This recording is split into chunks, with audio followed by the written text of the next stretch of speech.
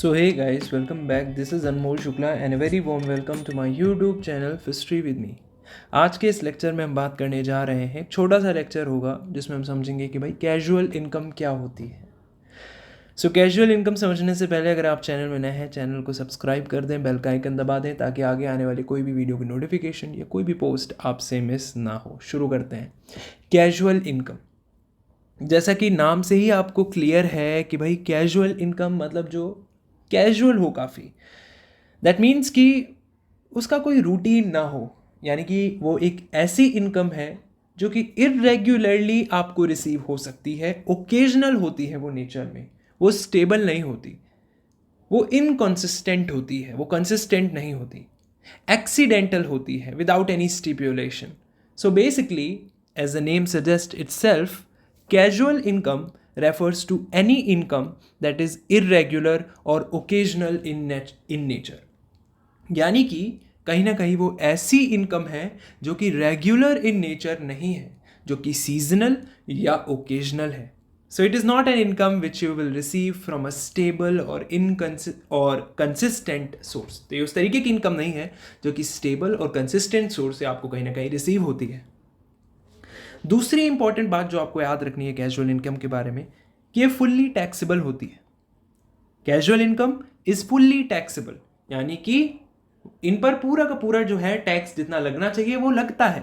But the below points, जो 2 points मैंने यहाँ पर नीचे लिखे हैं, ये इंपॉर्टेंट है एक बेटर अंडरस्टैंडिंग के लिए। जैसे कि इनकम, जैसे कि लॉटरी है, रेस है। अब लॉटरी रेस ऐसा तो नहीं आप रोज जीत रहे हो, ये आपकी रेगुलर इनकम है, नहीं, ये आपकी कैजुअल इनकम है, क्योंकि ये इरेग्युलर है, ओकेजनल इन नेचर है, not any income which you're receiving from stable or consistent source।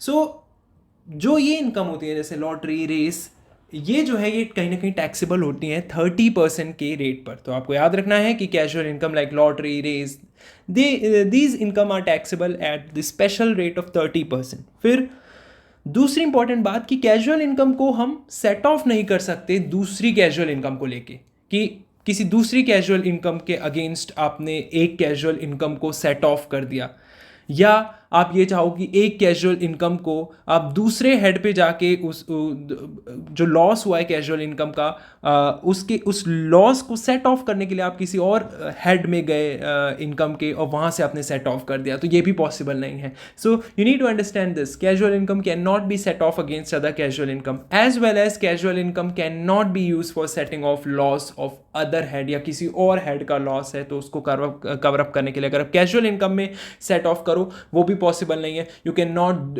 Do that set off thing. So ये 2 पॉइंट इंपॉर्टेंट हो जाते हैं इस लिहाज से कहीं ना कहीं कैजुअल इनकम के लिए। अब कैजुअल इनकम की एग्जांपल्स देख लेते हैं। तो कैजुअल इनकम, जैसा कि मैंने आपको बताया, इसके कैरेक्टरिस्टिक आपके दिमाग में है कि भाई कैजुअल इनकम जो है वो इस तरीके की इनकम है जो कि इरेगुलर है, ओकेजनल है, और इस तरीके की इनकम के जो सोर्स हैं वो स्टेबल या स्टेबल नहीं है, बेसिकली अनस्टेबल है, इनकंसिस्टेंट है। तो एग्जांपल पार्ट टाइम जॉब हो सकती है, फ्रीलांसिंग हो सकती है, सेल्फ एम्प्लॉयमेंट हो सकती है। वन टाइम विंडफॉल्स, जैसे कि आपको once in a blue moon lottery लग गई, बहुत ही रेयर होता है, रेस में आप जीत गए, सो वो वन टाइम विंडफॉल्स में आते हैं। सो वो भी आपकी कैजुअल इनकम है। हॉबी इनकम, जैसे कि हॉबी इनकम हो सकती है कोई भी। अब हॉबी इनकम में बेसिकली लेट्स सपोज आपने कोई हैंडीक्राफ्ट्स आइटम्स बनाए, उससे आपको इनकम हो रही है, सो वो हॉबी इनकम, वो कैजुअल इनकम में आएगी। Then gifts, prizes, casual income. Rent, property जिसमें इन्वॉल्व है, इफ़ नॉट कंसिस्टेंट, आप कुछ टाइम के लिए कोई अपना घर जो है वो रेंट पे दे रहे हो किसी को, so it's going to be a casual income only. So if it is not consistent then rent और property income is also casual income.